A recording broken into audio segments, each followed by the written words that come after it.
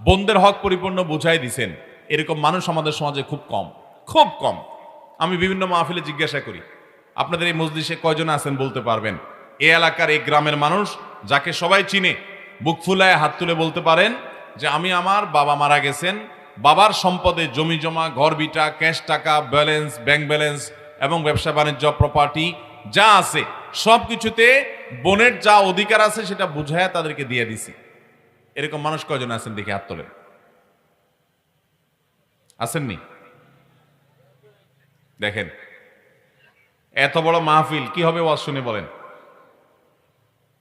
বলতে পারবেন কেউ যে বোনের হক পরিপূর্ণ বুঝাই দিছি, এক টাকাও কম দেই নেই? বলেন আসেননি কেউ? নাই। চিন্তা করেন কিয়ামত কাছে গেছে, শুধুমাত্র সুবহানাল্লাহ আলহামদুলিল্লাহ বললে আর জান্নাত পেয়ে যাবেন এত সোজা না। বোনের হক পাই পাই করে বুঝাই দিবেন তো ইনশাআল্লাহ।